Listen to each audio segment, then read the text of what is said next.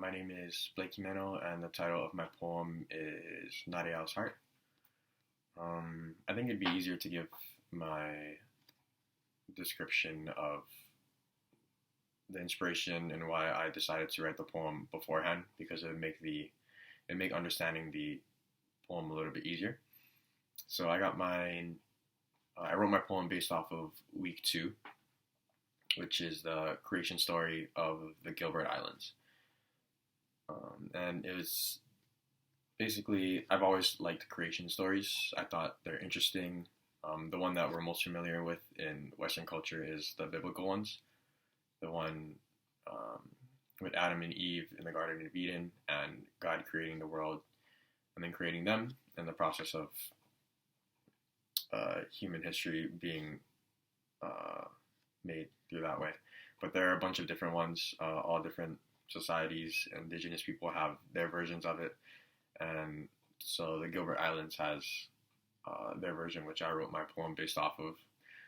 And I came from a point of the emotions that maybe the God was going through while he was creating it, because in their version of the story, he has a human quality of having to go through a confusing time and then having a period of realization and coming into knowledge, which is not something that is very common in some stories or some religions of their gods. So like the Christian God, he is just all-knowing, omniscient.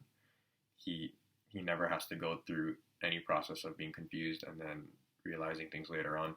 But in this one, the god Nareau, I think that's how you pronounce his name. If it's wrong, I'm sorry. I won't say it that many more times. He has to go through the process of learning something, which seems very human to me. And so I wanted to do my poem coming from a place of the emotions he may have gone through while he was creating the world. Because you don't really get that much emotions or that much internal feelings of what the deity, how the deity was feeling when he was creating the world. It's kind of just, he did this, here's what happened, and that's it, and they move on. And so I thought it'd be fun and creative to kind of think about the emotions that he may have gone through while he was doing it. It's just something that I wanted to do, and there's no way that person, I'm not saying this is exactly how they would feel if there was a God that made something going through the time. It's just my perception and me having fun with it. And so, I mean, there's events in the story where he, like, at one point, in order to give light to the world,